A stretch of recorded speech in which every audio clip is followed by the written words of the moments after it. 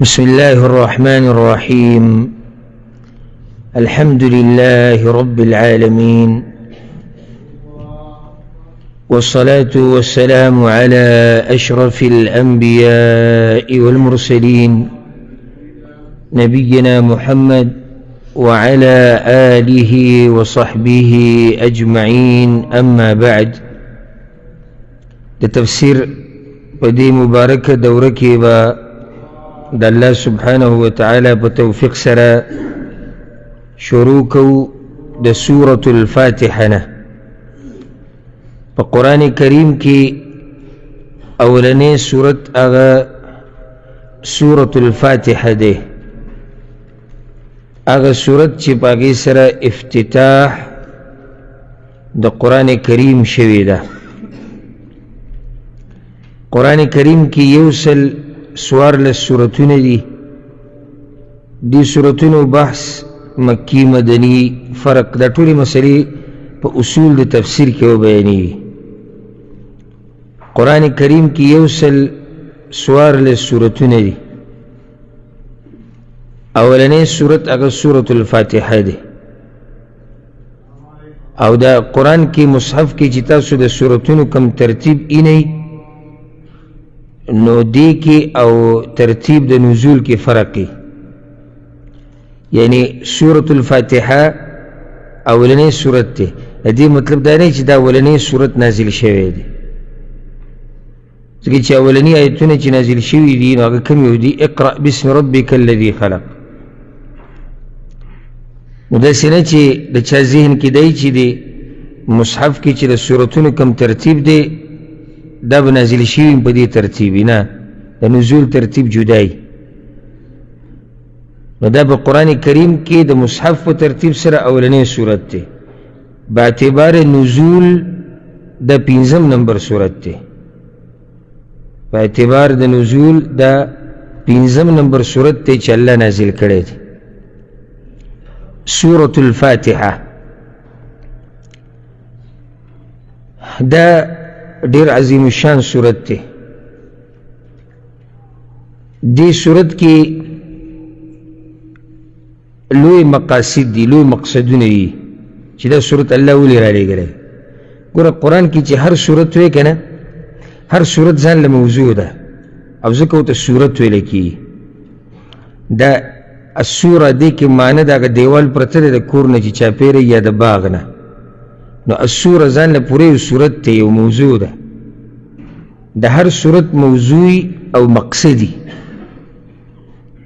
پا دی صورت کی دیر لوی مقاصد دی، او یوازی دا سور فاتحی پا تفسیر باندی علماء پا مجلداتو کی کتابون لکلی دی، یو مجلد نو مجلداتو کی لکلی دی.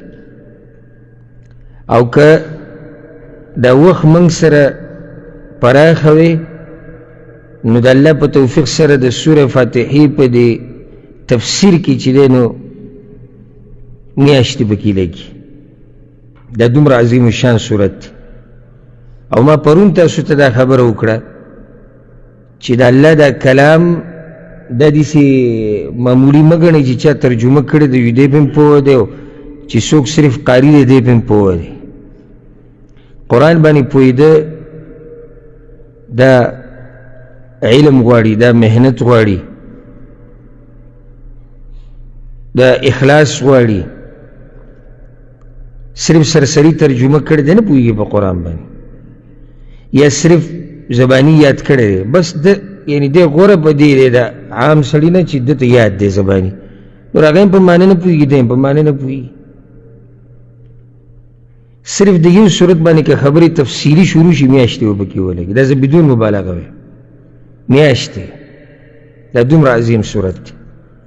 پا دی صورت کی لوی مقصد دا دی صورت تر علیگلو التعریف بالمعبود، یعنی اللہ منگتا تعریف کئی دا خپل زان چی ماو پی جنی زدائم. نو چی کل اللہ پی جنی نو بیا بدا اللہ خبندگی کی. اخو واضح ہے چی سمر اسڑے اللہ پی جنی نو دومر بندگی خکی او یریگی تے.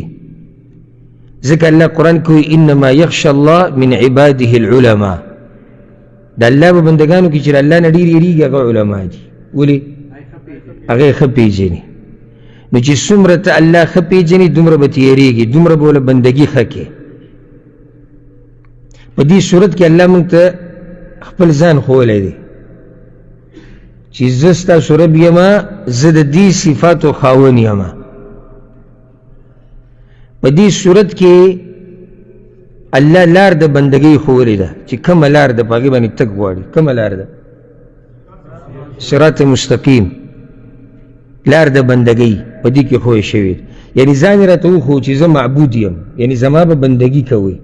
اس دی بندگی لار کم ہے دا اگر صراط مستقیم نیغ لار، اگر نیغ لار اللہ دی صورت کی بیان کردی دا. بیا اللہ پا دی صورت کی دا خلق و حالات دا غلار سر بیان کردی تھی. طور خلق و بنی غلار نہیں دی کنا، سب یو طرف تی، سب بل طرف تی، سب منز دی، بنی غلار دی. نو اللہ پا دی صورت کی دا خلق و حالات بیان کردی. سید لار خو نیغ اشتی، خو طور خلق و بنی غلار نہیں دی روان کنا، طول روان دی بنی غا نا، طول نہیں دی روان بنی غا. نو بدی کی لوی مقصدونه بدی صورت کی پراتی، دا بکی اغٹ مقصدونه دی. دا دی صورت دیر نمونه دی، خو نمون نمخ کی دایت کی دا مکی صورت دی، او مکی او مدنی دا دی دا تفسیری بحثون پا اصول دا تفسیر کی رازی. خلند یاد کی مکی اغا صورت تاوی، اگر که دا علماء نور تعریفونم دی خدا راجح دی چی مکی اغا صورت تاوی چی دا حجرت نمخ کی نازل شوی، مدنی آگا صورت تاوی چی دا حجرت نا ورست نازل شوی، اگر که با مکہ کی نازل شوی. لکه اس رسول صلی اللہ علیہ وسلم بانی پا عرفات کی آیتون نازل شوی، اگر مکی دی که مدنی دی؟ مدنی که مکی؟ مدنی. ولی حجرت نا بعد دی. رسول صلی اللہ علیہ وسلم بانی باز آیتون با طائف کی نازل شوی دی، پا مکی دور کی، دا آیتون مکی دی. اگر که نازل شوی کم ذکی دی؟ طائف کی. کچرت پر رسول اللہ علیہ وسلم بانے بمدینہ کی نازل شئے ہوئے ہجرت نمخ کی نصب ہوئے بیا بم مکی ہوئے پوش ہوئے بدے گئے. ذکر تا استوائمہ دا دی مجالیس سرکتا سو دا اخیری رمضان پوری زان وہ تڑو گا نا، او اللہ جوان راکو نو دیر سب دا زان سرویسی، دیر سب دا زان سرویسی. او دا قرآن دا تلاوت بدل ورب الکعب خوان در کئی پا امام پسی جشاتا ولاری زان لجی تلاوت کے خون بدل در کے. قرآن کی سڑی تا مخی تا اکثر راشی دا مکی دے دا مدنی، دا مکی ستوی دا مدنی ستوی، نو دا مکی دا مدنی. او اکثر سورتون قرآن کی مکی دی، شپگ اتیا سورتون مکی دی، او اتیش سورتون مدنی دی. شپگ اتیا مکی دی، اتیش دی اگا مدنی دی. او دا مکی صورتونه چی دا لن لنڈی، لکه دا آخری دیرشم سپاره دا اکثر مکی صورتونه وری لنڈی ذکر چی باس دا مشرکانو سر روان دی، او غول مختصر خبر پکار دا. مدنی دور کی بے مسلمانان دی، اگو سر خبر روان، اگدو اگدو ایتونه دی، اگدو اگدو مسئلی دی. مکی صورتونه کی باس اکثر دا توحید روانی، ولی مشرکانو سر خبر روانه. مدنی صورتونه کی اکثر باس دا احکام روانی، لکه دا کور مسائل، دا طلاق مسائل، دا حاکم مسائل، دا باچا دا کشر مسائل، دا مسلمان دا ملک مسائل، دا جہاد مسائل، دا پا مدنی صورتونه کی مکی کی نئی. او دا شان مکی صورتونه کی اکثر دا قیامت باس دیری، لیکن چلتے مشرکانو کے باز دیسی موچر آخرت نا منکرو. دا اسو فرقون دیگو ما توستوی جی تفصیل با انشاءاللہ با اصول التفسیر کی بیانی. نو دا مکی صورت تے، او دا عبداللہ ابن عباس رضی اللہ عنہما قول دا دا مکی صورت تے. کور عبداللہ ابن عباس دا ترجمان القرآن ولیکی دے دمر پوہ دے دا اللہ با کتاب چی تا پوسی مکولی. رسول اللہ صلی اللہ علیہ وسلم دعا کرے چی اللہم علمہ التأویل، یا اللہ دے پا قرآن پا تفسیر باندی پوک. انتهایی پوه انسان دی په قرآن باندې. نو ادم دا قول چې دا مکی صورت دی او دلیل پې دا دی چې سورة الحجر 14 سپاره کې دا مکی صورت دی. په دغه صورت کې الله وی ولقد آتیناک سبعا من المثانی، ای پیغمبر ما ته 7 آیتونه درکړي دي چې بار بار ویل کېږي. 7 آیتونه څه دي؟ سوره فاتحه. او دا صورت مکی دی حجر. نو په مکی دور کې ورته الله وی ما ته 7 آیتونه درکړي دي. نو دې نه واضح شو چې دا صورت مدني دی که مکی دی؟ مکی دی. بل دلیل پې دا هم دی چې دا مونځ په کوم ځای کې مشروع شوی د مکه کې که مدینه کې؟ مکه کې. او د اسراء او معراج دا واقع کوم ځای کې راغلی؟ مکه کې که مدینه کې؟ مکه کې. نو چې مونځ هلته شتي او په هر رکعت کې سوره فاتحه ویل لازم دي، خو دا سوره فاتحه وکه نه، دا پې یو دلیل کېدی شي. او دا 7 آیتونه دي، 7 آیتونه په دې صورت کې دي. د دې صورت ډېر نومونه دي، ډېر نومونه دي، بعض به ترې ذکر کړو. د دې مشهور نوم دی سورة الفاتحه. دا د عوامو خواصو ټولو ته معلوم دی. ولې دې ته سورة الفاتحه په دې وایي ځکه چې په دې باندې د الله د کتاب افتتاح شوې ده. که ته لیکلو باندې کې دا مصحف راواله نو افتتاح د څه سره شوې ده؟ سوره فاتحه سره. او که یو سړی قرأت کوي د قرآن نو افتتاح د څه نه کوي؟ د سوره فاتحه نه. نو ځکه دې ته ویل کېږي سورة الفاتحه. د دې بل نوم دی ام الکتاب. ام الکتاب او ام القرآن، د الله د کتاب مور. مور په عربۍ کې د واپس کېدو ځای ته وایي. دې صورت ته ام الکتاب یا ام القرآن ویل کېږي. او دا حدیث کې راغلی دی، امام ترمذي راوړی دی، رسول صلی الله علیه وسلم وی الحمد لله رب العالمین ام القرآن. وی دا صورت چې دا ام القرآن دی و ام الکتاب. او دا ام الكتاب دی والسبع المثاني والقرآن العظيم. په دې یو حدیث کې 4 نومونه د دې صورت ذکر شوي. نو ام القرآن او ام الكتاب. خو پرون ما یو مسله ذکر کړې وه د ډېرو نومونو سره یو فایده، یعنی چې د یو شي نومونه ډېري دلالت کوي د هغه په عظمت باندې. دې صورت ډېر نومونه دي. نو ام الكتاب ام القرآن ورته په دې وایي ځکه چې د قرآن ټولې معنی او مسلې دې صورت ته واپس کېږي. یو سړی به تعجب کړي دومره وړوکې صورت او دا ټولې مسلې هغې ته راواپس کېږي. ځکه علما دلته دا فایده ذکر کوي چې ولې الله قرآن په دې صورت سره شروع کړو. وایي دا د دې د لاسه ځکه چې د قرآن چې څومره مقاصد او معنی دي هغه ټولې دې کې پرتې، یعنی باقي قرآن تفصیل دی او دی اجمال دی. دلته لنډه مسله ذکر شو، په 7 آیتونو کې لنډه خبره ذکر شو. تفصیل کوم ذکر دی؟ باقي قرآني تفصیل دی. تاسو پوهېږئ زما په خبره که نه؟ دا 7 آیتونه چې ته ووایي تا د قرآن خلاصه ووایي.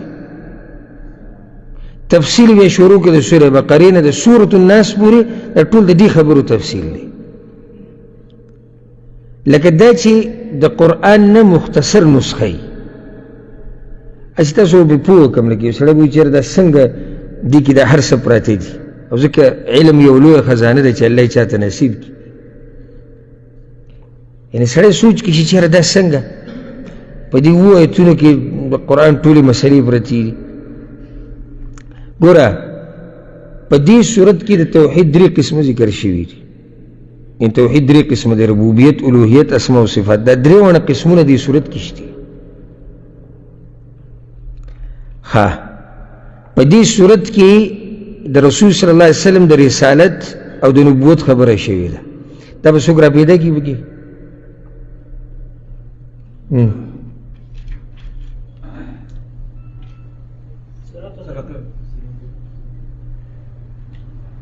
صراط مستقیم.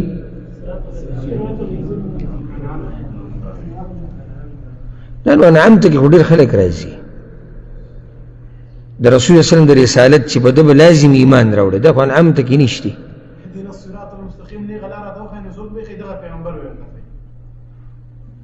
دای جواب کې دی شي. بارک الله فیک.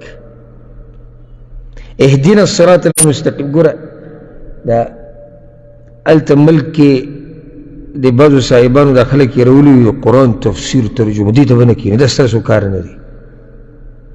چې کله سړی کښېني یو ځان پوه کړي ولې نه پوهېږي؟ لکه دا اوس د ورور سوچ وکړو د جواب د پیدا کولو، یو جواب یې را پیدا کړو. اهدنا الصراط المستقیم، یا الله ما ته وښیه نیغه لار. یو سړی نیغه لار غواړي او په رسول صلی الله علیه وسلم باندې ایمان نه راوړي، نشي کېدی. نو دې نیغې لارې ته به څنګه رسي؟ په رسول صلی الله علیه وسلم به ایمان راوړي. نو دې صورت کې د رسالت او د رسول صلی الله علیه وسلم د نبوت بحث دی. ها په دې کې د قیامت بحث هم دی. کوم ځای کې د قیامت بحث؟ مالک یوم الدین. په دې صورت کې په ټولو ګمراه فرقو رد دی، غیر المغضوب علیهم ولا الضالین. زه غواړم چې ما سره دقه شان هره خبره کې جواب او ویښ اوسئ، نو هله به پوه شئ تاسو. د ټولو ګمراه فرقو الف نه یا پورې په دې کې رد دی. ها په دې صورت کې دا مسله بیان شوې ده چې خالص بندگی به د الله کې، ایاک نعبد و ایاک نستعین. ها قیامت ثابت شو، د رسول صلی الله علیه وسلم نبوت ثابت شو، د الله توحید ثابت شو، بندگی به صرف د الله کې په طریقه د رسول الله به کې، ځکه چې ته اهدنا الصراط المستقیم غواړې، نیغه لار غواړې. او بیا د ګمراه فرقو باندې رد وشو، نو پاتې څه شو؟ یو سړی وایي چې دا حلال او حرام او دا احکام دا په څه کې رالو؟ الصراط المستقیم کې رالو. ستا په رسول صلی الله علیه وسلم ایمان دی، ستا په دې قرآن ایمان دی، چې په الله دی ایمان دی، په قرآن دی ایمان دی. نو قرآن کې دغه مسلې شته که نه؟ د رسول صلی الله علیه وسلم حدیثونو کې شته که نه؟ الغرض دی کې باقي تفصیل هم کېدی شي، خو نور پرې نه کوم ځکه چې وخت به ډېر ولګي. هسې مې تاسو په دې خبره پوه کولی چې څنګه ټول قرآن مقاصد هغه دې صورت کې را جمع شوي دي. پوه شوي پې که نه؟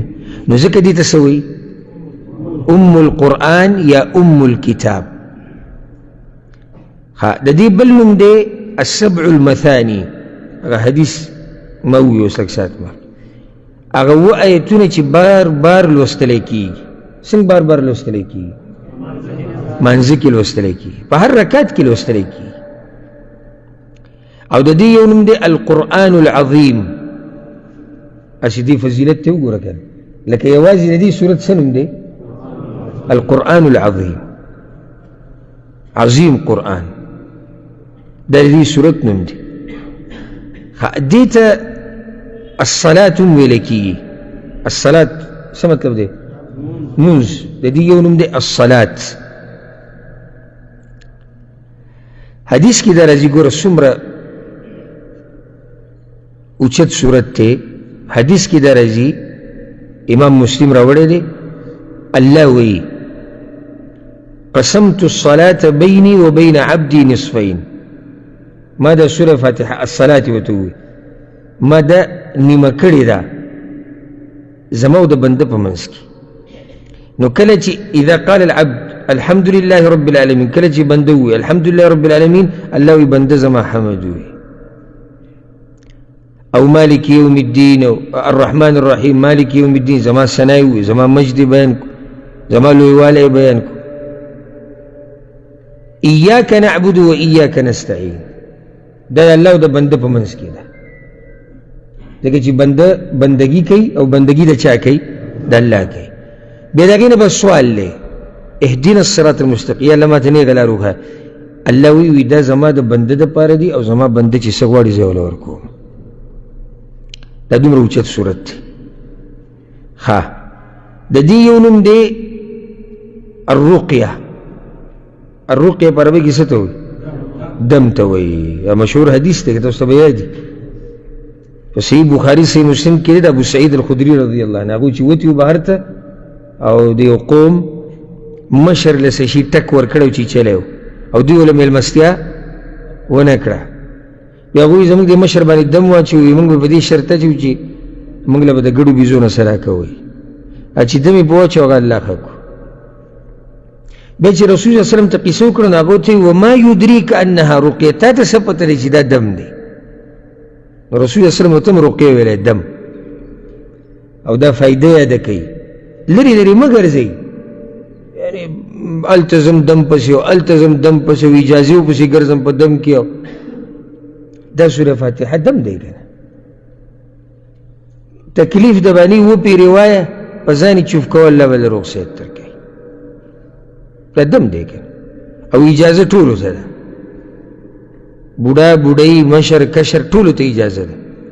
سوره فاتحه وایه، په خپلو بچو هم چوف کوه، په ځان هم چوف کوه، په مور پلار یې چوف کوه. دا خو برکتي صورت دی. او نوم ولد دا رسول صلی الله علیه وسلم ورکړی چې وما یدریک انها رقیه، تا ته څه پته چې دا دم دی؟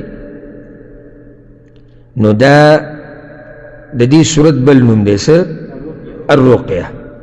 نور هم صورت نومونه علماو ذکر کړي په دې به اکتفا وکړو. زما به کوشش انشاءالله دی اخره پورې که الله ژوند راکړو توفیق، چې خبره مختصر او واضحه او دومره هم نشو مختصر کولی چې یو ځای کې د وضاحت ضرورت وي او سړی روان وي په مخه، او دومره هم سړی نشي اوږدولی چې یعنې غیر ضروري خبرو ته پکې سړی واوړي، دومره ټیم نشته.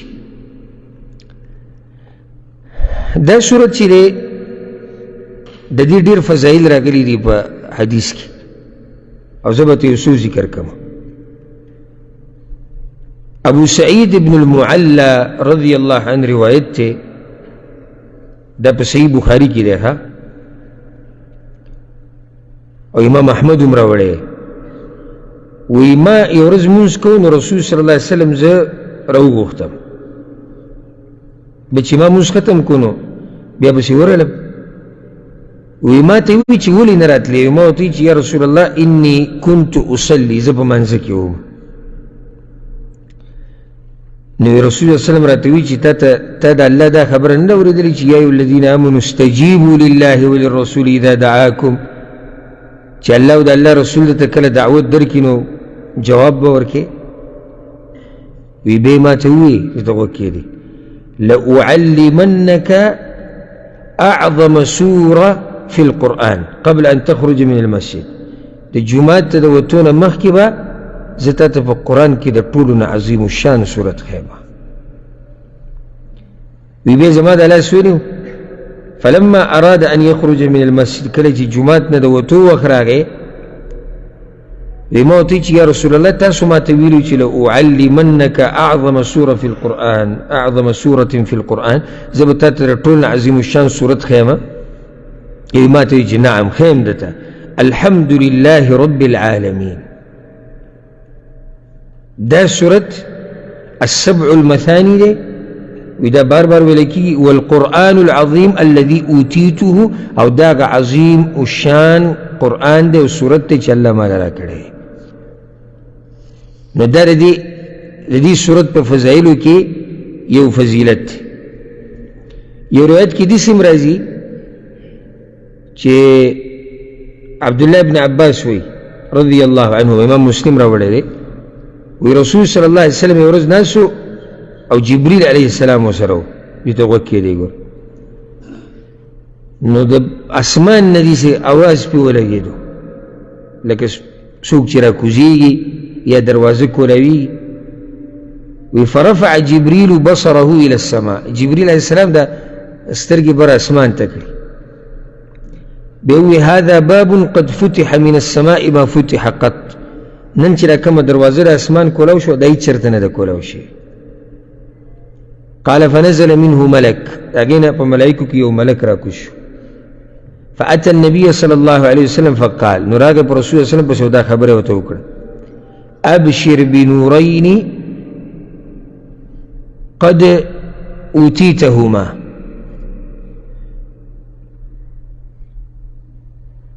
تاله زیری درکو د دوو رڼاګانو،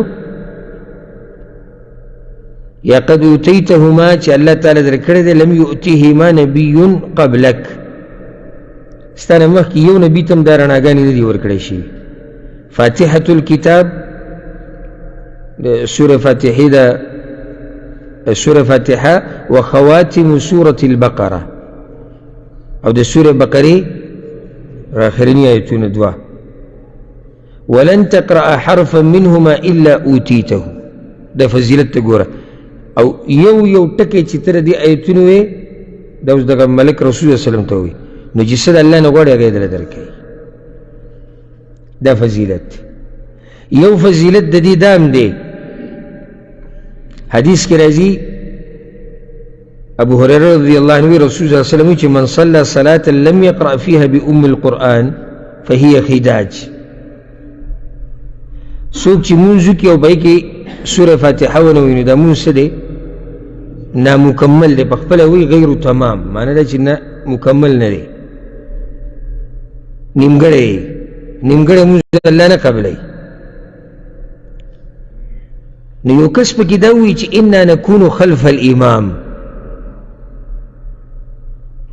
من خو چې امام په شا دا اوس په صحیح مسلم کې حدیث دی ښه دې ته غوږ کېږدي خو موږ دې خبرو ګډوډ کړي چې زموږ په مذهب کې شته او د هغوی کې نشته او د هغوی جدا دی او زموږ جدا دی ابو هريره ته یو کس ووایي چې ابو هريره صاحب وایي موږ خو مانځه کې په امام پسې شاته ولاړ یو نو بیا هغه ورته اقرأ بها في نفسك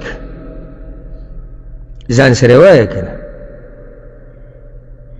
ته ښه واضحه روایت ته خو چې اوس څوک یې نه مني او تاویې راته وایي نو هغه بیا هېڅ هم نه مني وایي موږ په مانځه کې یو نو یې څه کوه ځان سره وایه او بیا مخې ته حدیث پوره کړو نو دا هم د دې فضیلت دی چې د دې نه بغیر مونځ نه کېږي لا صلاة لمن لم يقرأ بفاتحة الكتاب دا په صحیحینو کې دی صحیح بخاري صحیح مسلم کې د عباده بن صامت رضی الله عنه نه کېږي مونځ د هغه چا چې سوره فاتحه ونه لولي او بعض راشي وایي چې نه جي دې نه مراد هغه مونځ دی چې هغه ځان لي یا هغه مونځ چې هغه امامي کوي مقتدي نه دی دا حدیث خو عام دی چې نه کېږي مونځ لمن دا عام دی د چا چې سوره فاتحه ونه وایي نو سوره فاتحه په هر مانځه کې ده فرضي نفلي جنازه ساخ مونځ تهجد هر یو مونځ چې دی په دې کې سوره فاتحه دا رکن دی د دې نه بغیر مونځ نه کېږي او دا فضیلت دی د څه د سوره فاتحه الله رب العزت وایي أعوذ بالله من الشيطان الرجيم پناه غواړم په الله سره د شیطان رټلی شوي نه پناه غواړم په الله سره د شیطان رټلی شوي نه دې د په عربۍ کې استعاذه وایي یعنی پناه نیول په الله پورې یا پناه غوښتل د الله نه قرآن کې یو څو آیتونو کې الله دا خبره کړې ده لکه الله وایي وإما ينزعنك من الشیطان نزغ فاستعذ بالله که چېرته شیطان راشي که نه او په تا حمله کوي او تا ګډوډ کوي نو څه چل وکړه پناه په الله پورې ونیسه فاستعذ بالله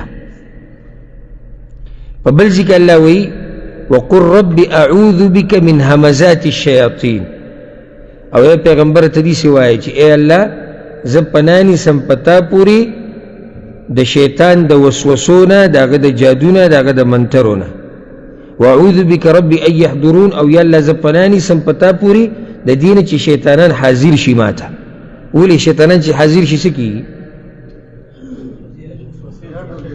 ګډوډ به یې کړي دا دویم ځکه الله دا خبره کړې په دریم ځکه الله دا خبره کړې ده ادفع بالتي هي احسن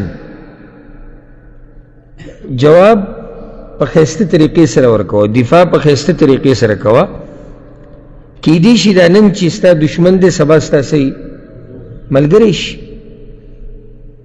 بیا دغه آیتونو کې مخکې الله وایي واما ینزغنک من الشیطان نزغ فاستعذ بالله او که چېرته شیطان راشي په تا حمله کوي تا ته وسوسې راځي تا ګډوډ کوي نو فاستعذ بالله پناه ونیسه په چا پورې په الله پورې دا اعوذ بالله چې موږ وایو دا په هغې باندې عمل دی ها دلته د یو فایده ذکر کوم ډېره ناشنا فایده. دا آیتونه چې ما کوم وایي سورة فصلت ته ادفع بالتي هي احسن، دې کې دوه قسمه شیطانان ذکر شوي دي، یو انسي جني. انسي یعنې چې دشمن دی، او یو جني پیری شیطان داغه ذکر دی.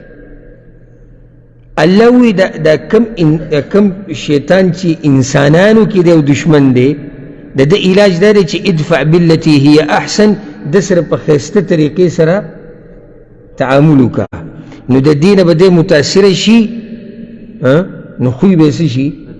بدل به شي. دا طریقه ده. ښه دا نه یو سړی تا ته کنځلي کوي، ته ورته زر کنځلي کوي، او ځان سپک کړی، تا ورسره هم ځان سپک کړی، او ظلم کوي، ته ورسره هم ظلم کوي. نه، دا خو دې علاج شو. هر چې دا بل دشمن دی، دا چې کوم په پیریانو کې دی، نو د دې علاج دا دی چې اعوذ بالله ووایه. ځکه د هغه سره دا نه کېږي داسې نه چې ته وایې چې د سره هم ښایسته اخلاق استعمالوم چې د دا خوی څه شي؟ بدل شي. د هغه خوی نه بدلېږي. د شیطان چې کوم پیری دی، د ده په طبیعت کې دا خبره پرته ده. نو دوه دشمنان دي او د هر یو سره طریقه جدا ده. انسانانو کې چې د ده سره ښایسته تعامل وکړه چې دی متاثره شي، پیریانو کې چې د سره څه وکړه؟ پناه په الله پورې ونیسه چې یا الله ماتې وساته. او معمولي مه ګڼئ دا شیطان. ګورئ تاسو وایئ چې یاره دا شیطان داسې معمولي څه دی او بس، نه، الله عام اعلان کړی دی، یا بني آدم لا یفتننکم الشیطان کما اخرج ابویکم من الجنه. سوره اعراف کې الله وی اے د آدم اولاده، شیطان هم چېرته ګډوډ نه کړي لکه څرنګه چې ستاسو مور پلار د جنت نه راویستي وو. د جنت نه آدم علیه السلام او بی بی حوا راویستي دي، ته معمولي ګڼې؟ دې کې الله ګوره موږ ته غیرت هم په موږ کې راتازه کوي. کله دا خلک یو بل ته وایي که نه وایي ته ستا د پلار سره وایي د دې سړي دښمني وه، نو راګرموي یې به څه؟ یعنې چې ته ورسره هم دښمني وکړه. دلته الله ته وایي ستا مور پلار یې د جنت نه راویستي دي، او ته له خبره منې او ته په نقش قدم روانې. نو دا معمولي دشمن مه ګڼه. ان الشیطان لکم عدو فاتخذوه عدوا. سوره فاطر کې الله وی شیطان ستاسو دشمن دی، دشمني ونیسئ. خیال هم دی که نه؟ داسې نه دي چې ستاسو دشمن دی او خبره ختمه شوه. ځکه چې دا ډېر خلک په خوله وایي چې شیطان زمونږ دشمن دی، دا ټول مسلمانان وایي، خو ډېر لږې پکې بیا دشمن نیسي، ځان ترې ساتي. یاره شیطان زمونږ لوی دشمن دی، او چې څه راته وایي منم یې. د دې څه مطلب شو؟ الله وایي دشمن دی، نو دشمن یې ونیسه. انما يدعو حزبه ليكونوا من اصحاب السعير، ځکه چې د خپل ملګري د جهنم طرف ته رابلي. قسم یې خوړلی د الله په مخ کې، قسم فبعزتك لاغوینهم اجمعین. یا الله وایي ستا په عزت مې د قسمې چې ستا دا بندگان به ټول ګمراه کوم، الا عبادك منهم المخلصین، مگر هغه چې تا چاڼ کړي اخلاص پکې او تا ته نږدې بندګان نو په هغوی زما وس نه رسي. قرآن کې الله وایي فاذا قرأت القرآن فاستعذ بالله من الشیطان الرجیم. وی کله چې قرآن لولي نو پناه ونیسه په الله پورې د څه نه؟ د شیطان نه. نو مستحب طریقه دا ده، جمهور العلماء قول دی چې مستحب، اگر که بعضو ته واجب وي، چې قرآن تلاوت شروع کې نو اول به څه کې؟ اعوذ بالله یو پیر، اعوذ بالله به یو پیر وي.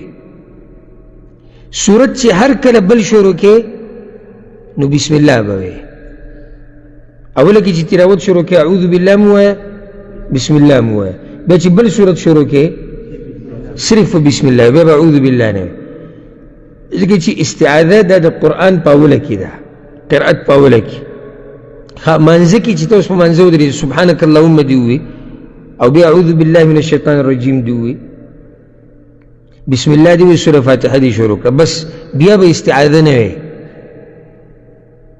په بل صورت په بل رکعت کې به هم نه او چې بل صورت شروع کې د هغې په اوله کې به هم نه بس دقه یو پر اعوذ بالله څه دی دا کافي دی اعوذ بالله من الشیطان الرجیم پناه غواړم په الله سره د شیطان رټلی شوي نه یو سړی وایي چې ولې د تلاوت په اوله کې ولې نو د هغې جواب هغه دا دی دې سره وي خوله صفا شي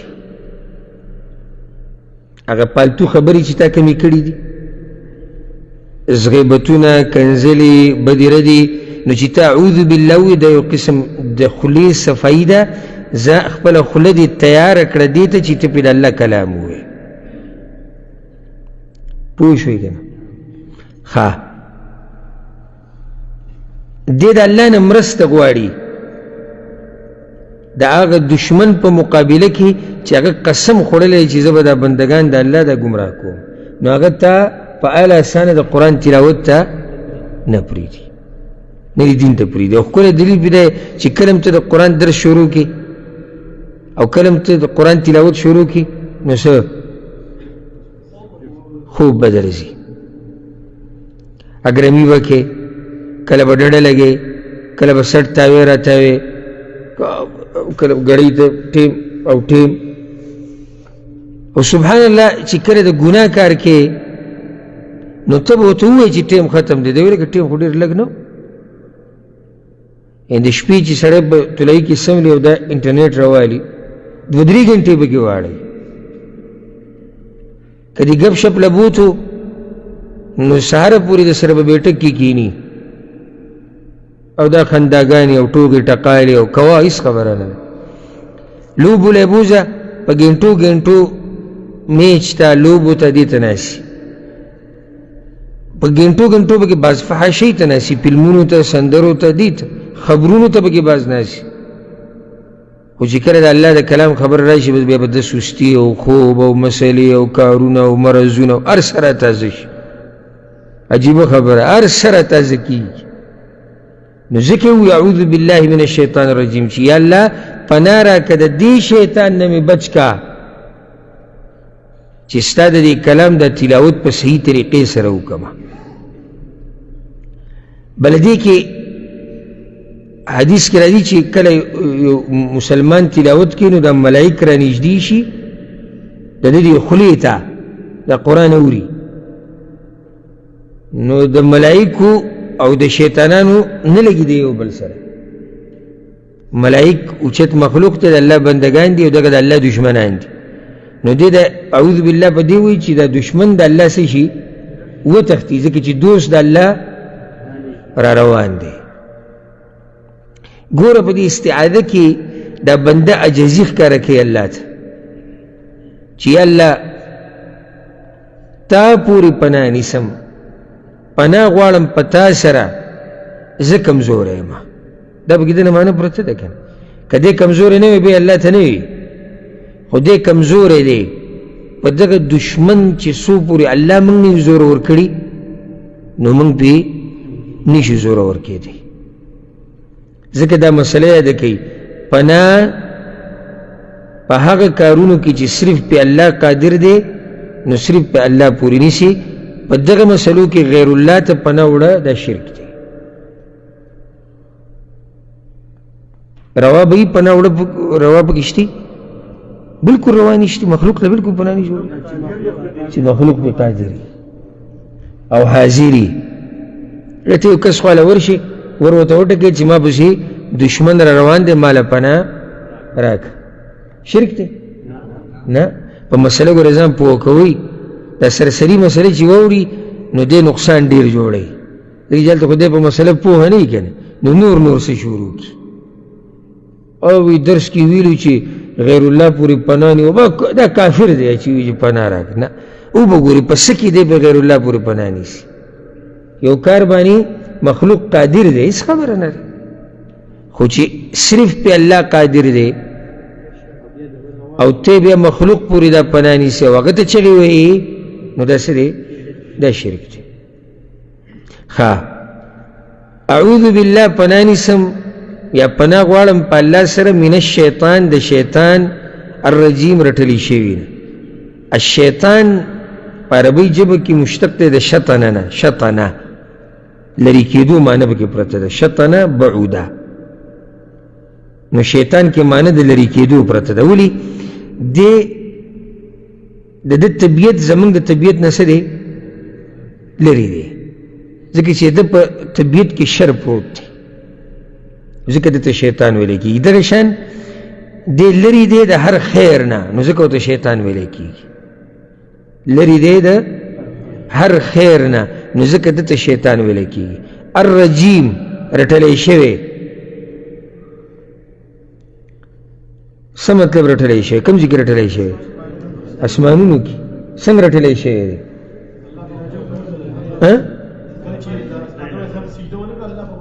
الله وشړو د جنت نه او د اسمانونو نه، د هر ځای نه الله وشړو، نو دی رټلی شوی دی، په ده لعنت ویلی شوی دی. اوس څه مې خیال دی چې یو سړی د داسې چا په لار روان شي چې هغه رټلی شوی، نو دی به کامیاب شي؟ توانۍ په لار روان دی. بسم الله الرحمن الرحیم، خاص په امداد د نوم د الله شروع کوم. الرحمن چې زیات رحم کوونکی، الرحیم همیشه مهربان دی. یا الرحمن چې عام رحم کوونکی، الرحیم چې خاص مهربان دی. د علماء اختلاف دی چې دا د سورې فاتحې آیت دی او که نه، نو راجح قول دا دی چې دا د سورې فاتحې آیت نه دی. د یو سورت هم آیت نه دی په د اوله کې چې راځي، د سورت النمل په منځ کې راځي، هلته آیت دی. هغه سلیمان علیه السلام چې مولا چرګک لاغه خط ورکړی و که نه، وی چاله ورکه؟ بلقیس له. په هغې کې دي انه من سلیمان و انه بسم الله الرحمن الرحیم، هغه ځای کې د آیت دی. نور دا د صورت آیت نه دي. دا ولې راځي؟ دا دې دپاره دي چې د صورت او د صورت منځ کې فرق راشي.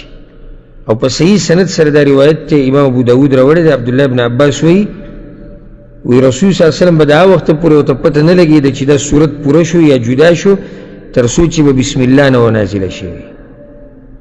چې بسم الله به نازله شوه، نو رسول صلی الله علیه وسلم ته پته ولګېده چې دا اوس بل صورت دی.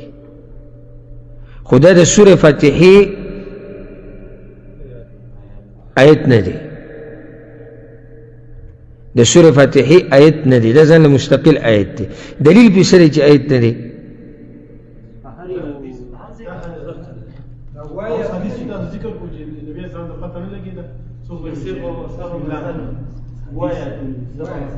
نه، کم علما چې وایي چې بسم الله د سورې فاتحې آیت دی، هغوی ګوره دا اووه آیتونه شماري،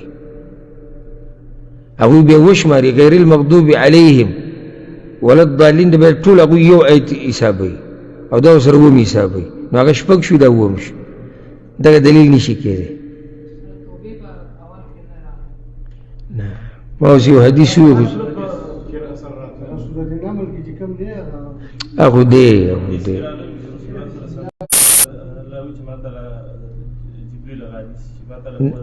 نه نه جبریل هغه حدیث نه، یو حدیث اوس موږ ووایو.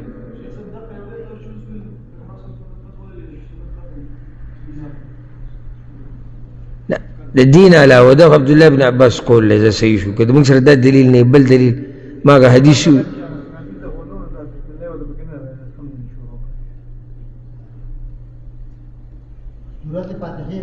سوچ تی پکې ښه کړی دی.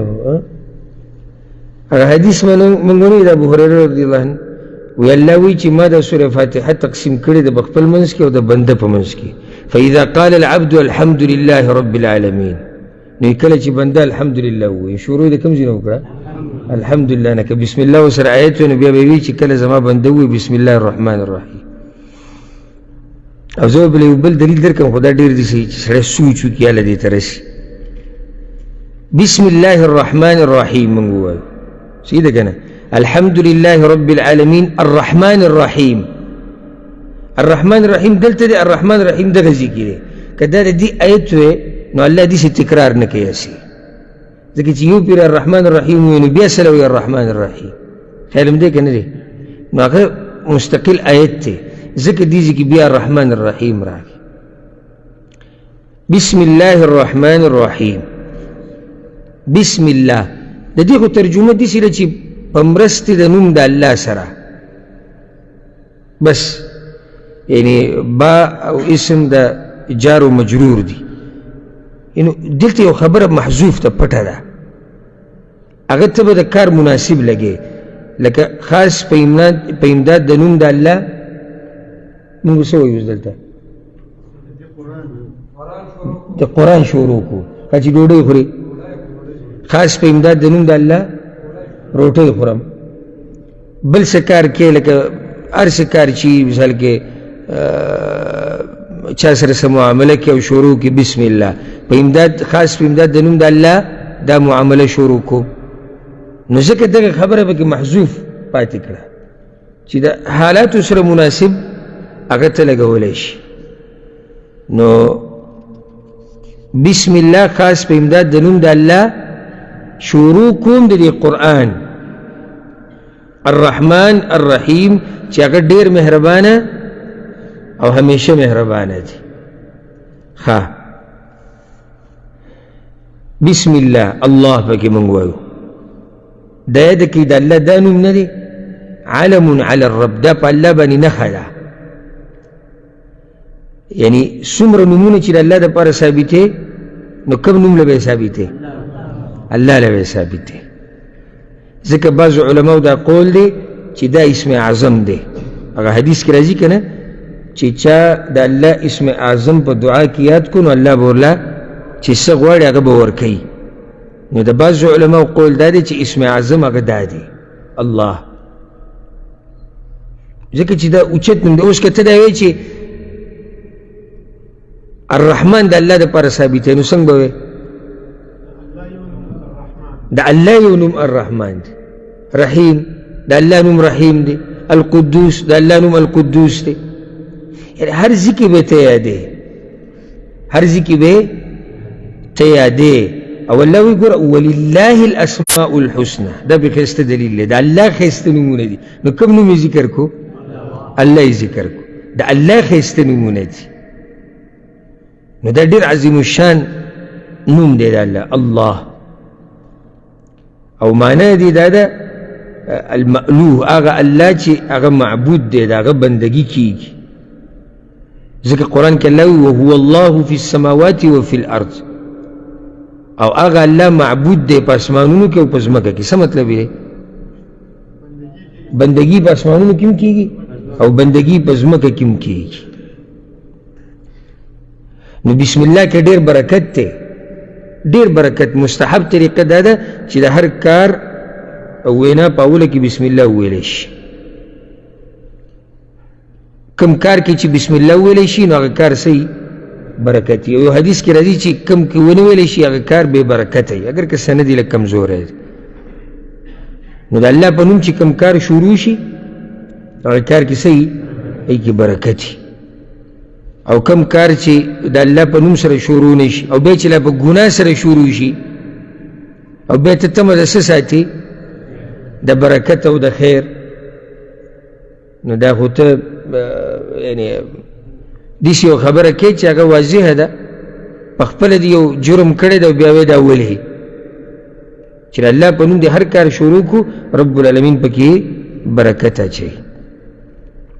بسم الله الرحمن الرحیم اسی دلته الله دې نشو ویلی بسم الرحمن الرحیم ها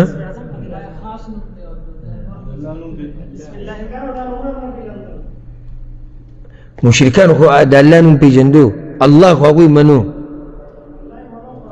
نه زه دا نه یم چې الرحمن یې ولې راوړي زه یم که الله دا رحمان را مخکې کړی وی الله یې ولې مخکې کو حکمت پکې څه دی ځکه دا خاص نوم دی غوره نوم دی دا څه دی غوره نوم دی خاص دی نو ته به شروع د خاص نه وکړې بیا په هغې پسې خاص الرحمن دی نو بیا په هغې پسې الرحیم دی نو شروع د مشهور نوم نه کېږي شروع د کوم نوم نه کېږي مشهور نوم نه نو ځکه وي بسم الله اولې الله ذکر کو الرحمن الرحیم زیات رحم کوونکې همیشه رحم کوونکې یا مشهوره معنی دا ده چې عام مهربانه او خاص مهربانه الرحمن الرحیم دوام کې دا معنی پرته ده مهربانه رحم کوونکې خو په دې رحمان کې مبالغه ډیره ده او دا د عربی قانون دی وی زیادة اللفظ تدل على زیادة المعنى په یو ټکي کې چې په یو لفظ کې چې ټکي ډیري نو د دې معنی ډیری د الرحمن کې ټکي ډیري دي نو الرحمن الله عام مهربانه دی په کافر مهربانه دی په مسلمان مهربانه په څاروي مهربانه په انسان مهربانه دی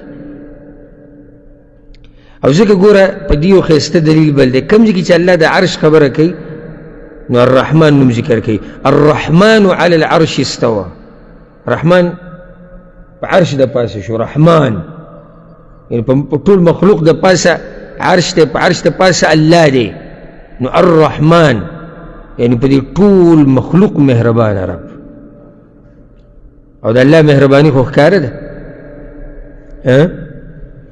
پټه پناه خو نه د الله مهرباني کافر باندې مهربانه دی داسې چیرې دا د الله دي او کافر تی مزیری مسلمان تی مزیری دیندار تی مزیری بیدین تی مزیری څاروی تی مزیری زناور تی مزیری حشرات تی مزیری انسانان تی مزیری پیریان تی مزیری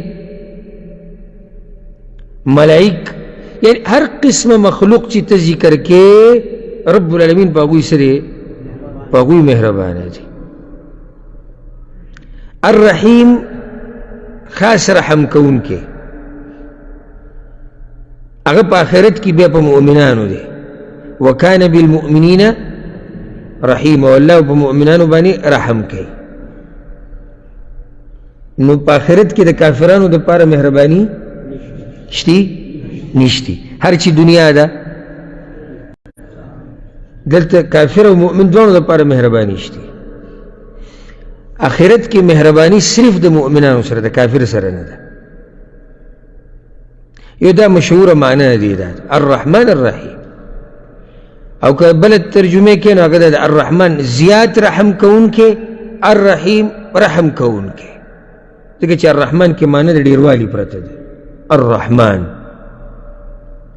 بیا دا فائدې ده که بعض نومونه د الله داسې دي چې دا انسان له نشي یښودی او بعض داسې دي چې انسان یې یښودی شي خو که انسان له کیم دی او صفت انسان لم بیان کې خو داسې به نه وي چې یاره دا صفت څنګه چې د الله دی دقه شان دی مخلوق دی لکه الرحمن د الله خالص نوم دی دا مخلوق کې چا له نشي یښودی الرزاق رزق ورکوونکی القهار الخالق پیدایش کوونکی دا اوس د الله خاص نومونه دا مخلوق له نشي یښودی او دا څوک چې د عبدالرحمن بابا شعرونه بیانوي وایي رحمان دا وایي نو دی ګوره غلطه کوي چې عبدالرحمن د رحمان وایي الرحمن دا د چا نوم دی دا خالص د الله نوم دی الرحیم اوس یو مخلوق ته رحیم ویلی شي لکه الله د پیغمبر په باره کې وایي بالمؤمنین رؤوف الرحیم دا پیغمبر وایي په مؤمنانو ډېر رحیم دی یعنی شفقت کوونکی دی دا صحیح ده ویلی شي خو بیا هم دا یاده کوي چې شفقت د الله او شفقت د مخلوق په دې کې څه دی په دې کې فرق دی دا نه چې یو شان شفقت او یو شان مهرباني ده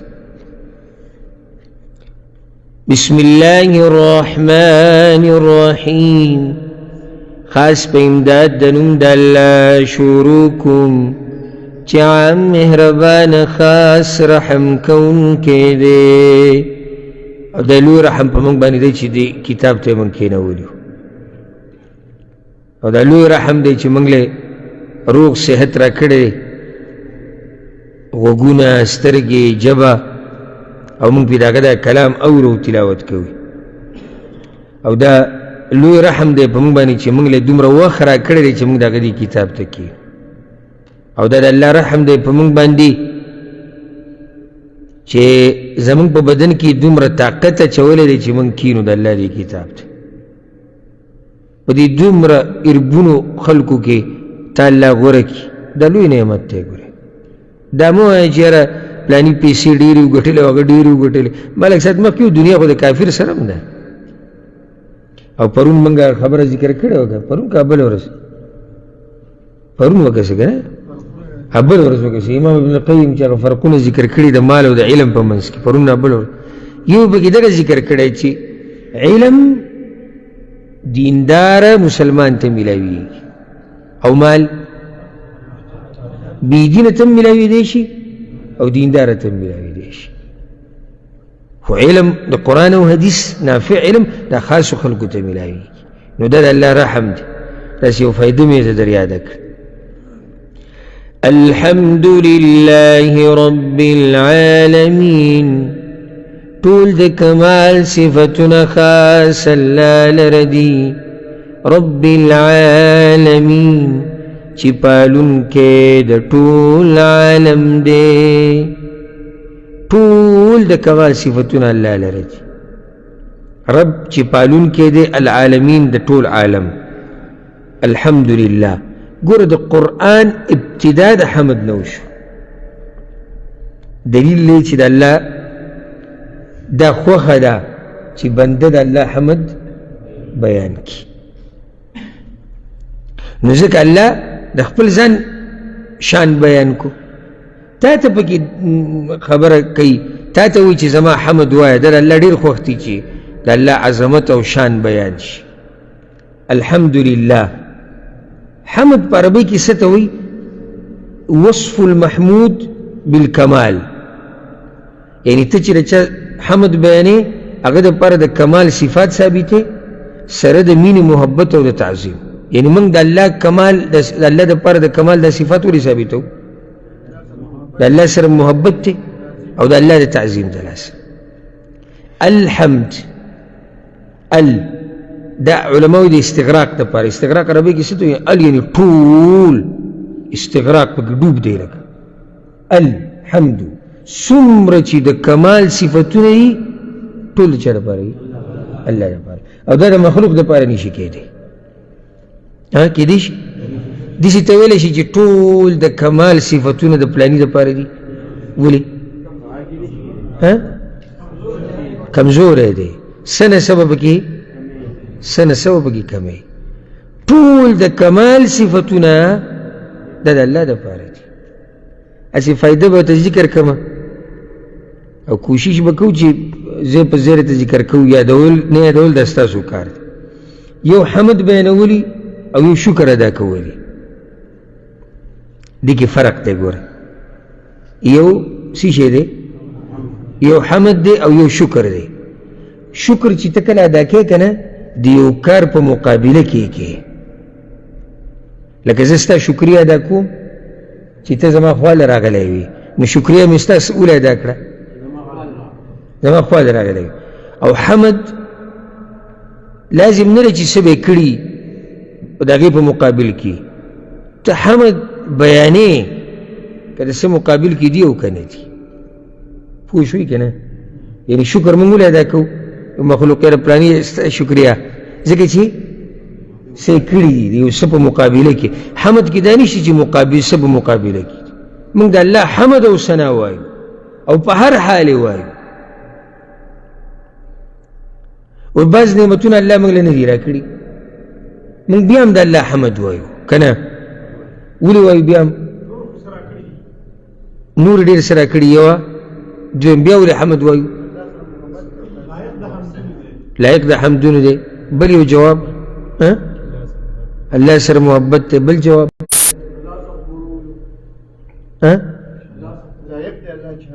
نه هغه ویلی شو د الله چې موږ له دا نعمتونه نه راکوي دې کې هم د الله حکمت دی او زموږ دپاره پکې خیر دی نو حمد وایو د الله نو په هر حال کې د الله حمد وایو. الحمدلله طول د کمال صفتنا خاص الله لردی. لله یعنی خاص د الله د پاره، بل څوک داسې نشي کېدی چې ټول د کمال صفتونه د هغه د پاره. ګوره د یو مخلوق سره دومره محبت کول چې هغه ورسې څه ته الله ته ظلم زیاتی نه دی. لکه اوس دا خو پرېږده چې پیغمبر صلی الله علیه وسلم یو سړی راولېږي پیغمبر د الله مرتبې ته ورسوي، دا هم ناروا ده او شرک دی، خو بیا هم ورسوي څه دی پیغمبر دی. خو چې کله راولېږي خپل بزرګ د الله مرتبې ته رسوي او خپل پیر د الله مرتبې ته رسوي، څومره لوی ظلم یې وکړو. ټول د کمال صفتونه خاص الله لره دي. رب العالمین چې پالونکی د ټول عالم دی.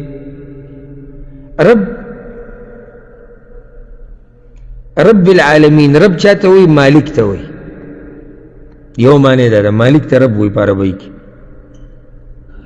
متصرف ته وی یعنی پس شي کې چې تصرف کولی شي، او تربیت کوونکی ته وی، او نور به کې معنی دا ټول الله د پاره سي. الله مالک دی، تصرف الله کې په دې مخلوقاتو کې، او الله تربیت کوونکی دی. رب تربیت معنی به کې پرته ده، ان دې بندگانو د دې مخلوق تربیت چا کړی دی؟ الله کړی. د ژوند د تیرولو طریقه د هر څه چې ده الله طرف نه موږ ته خوښ شوي دي. دغه ته یوازې وګورئ د ګبندې مچۍ ته د دې تربیت چا کړی؟ الله کړی. په نورو څارویو ته وګوره، نو د هر مخلوق تربیت الله کړی، ځکه ورته رب ویلی کېږي. او دلته دا فایده ده کوي د الله په نومونو کې ګوره خدای نشتی. ښه د خدای د فارسي ټکی دی. که څوک دا وایي چې د خدای معنی ده چې مالک په فارسي کې یا باچا، نو دا ترجمه شوه. څه شوه؟ ترجمه. نو په باب ترجمه کې صحیح دي. لکه یو سړی وایي چې رب څوک دی؟ خدای دی. لکه ترجمه کې موږ وایو چې رب، لکه اوس موږ دلته وایو چې رب مالک ته وایي. صحیح شو که نه؟ خو عام استعمال یې مه کوه که نه. لکه ته په هر ځای کې بیا ترجمه استعمالوې. خدای زه صحیح شوه، څه شو؟ ترجمه شوه که نه. نو هر ځای کې خو به ته ترجمه نه استعمالوې. لکه اوس موږ وایو الرحمن رحم کوونکی، به ته هر ځای کې به وایو رحم کوونکی رحم کوونکی. الرحمن وایه، رحم کوونکی خو ترجمه ده. نو د خدای په ځای څه وایه؟ الله وایه، رب وایه. په دې د الله اجر درکوي. او ولله الاسماء الحسنى د الله ښایسته نومونه دي. الله وایي په دې ښایسته نومونو کې نه په قرآن کې او نه په حدیث کې خدای شته. خو ترجمه کې صحیح دی چې استعمال شي، خو نور عام استعمال کې نه دی پکار چې دا ټکی موږ استعمالو. د دې په ځای الله وایه، الله دله اجر درکوي. رب وایه. رب العالمین، العالمین عالم ته وایي. او عبدالله بن عباس وی الحمد لله رب العالمین رب الجن والانس. وی عالمین نه مراد څه دي؟ پیریان او انسانان. پیریان او انسانان یعنی د الله نه علاوه چې څه دي دا په عالمین کې راځي. د الله نه علاوه چې څه دي دا په عالمین کې راځي. نو الله د دې ټولو رب دی. الحمد لله رب العالمین ټول د کمال صفتونه خاص الله لره دي چې پالون کې د ټول عالم دی. الرحمن الرحیم عام مهربان خاص رحم کون کې دی. ما فائدې لږ ساعت مخکې ذکر کړه. څه؟ نه نه نه نه د دې سره نه، یو بله فائدې مې ذکر کړه. بسم الله کدا بسم الله آیت سوره فاتحه وی، نو بیا الله دلته الرحمن الرحیم بیا نه ذکر کو دویم پیر، ځکه چې په تکرار کې خو به فائدې نشتی کنه. لکه او الله الرحمن الرحیم او بیا وی الرحمن الرحیم، نو هغه جدا آیت ته، ځکه دلته بیا وی الرحمن الرحیم. ها سبحان الله چې کله یو سړی دا واوري که نه الحمد لله رب العالمین چې پالونکی د ټول عالم دی او رب دی مالک دی سړی ویریږي ترهیب پکې پروت دی رب کې نو چې اوس یعنی د دې بنده د امیدونه ختم نشي او تمه پیدا شي د الله نه نو ته بیا راښکو دی الرحمن الرحیم رب دی خو داسې رب نه دی ډېر مهربانه رب دی دا نه چې ستا زړه کې راشي چې هغه رب دی بس هغه سره صرف عذابونه دي او هغه سره صرف چې دی نو سوال دی او تپوس دی او حساب کتاب دی نه الرحمن الرحیم هغه رب مهرباني والا رب دی رحم او کرم ورسوي ده عذاب هم ورکوي ورسره رحم کوونکی هم ده یو حدیث کې راځي امام مسلم راوړی دی رسول صلی الله علیه وسلم وایي که چېرته مؤمن ته پته ولګېده د هغه سزا کومه چې د الله سره ده دې ته غوږ کېدی ښه نو یو سړی به هم د الله د جنت امید ونه ساتي دومره سخته سزا د الله سره شته او که چېرته کافر ته پته ولګېده د هغه مهرباني کومه چې د الله سره ده نو هېڅوک به د الله د رحمت نه امیده نه شي نو صرف په نه رحمتونو په دغه کې به نه پرېږدي چې رب الله مهربانه دی الله مهربانه الله عذاب هم ورکوي او صرف په یریږي هم نه چې همیشه یریږي نه د الله نه به ښه امیدونه هم ساتي دا پکې یو فایده مخې ته راله چې ولې په الحمدلله رب العالمین پسې الرحمن الرحیم وي په دې به اکتفا وکړو او انشاءالله سبا به شروع کوو د 3 نمبر آیت نه اعوذ بالله من الشیطان الرجیم پناه غواړم په الله سره د شیطان رټلی شوي نه بسم الله الرحمن الرحیم خاص په امداد د نوم د الله شروع کوم چې عام مهربان خاص رحم کوونکی دی الحمدلله ټول د کمال صفتونه خاص الله لره دي رب العالمین چې پالونکی د ټول عالم دی الرحمن الرحیم زیات رحم کوونکی همیشه مهربان دی الله دې په موږ ټولو باندې رحم وکړي او الله دې موږ پوه کړي په قرآن باندې هذا والله اعلم وصلى الله وسلم على نبينا محمد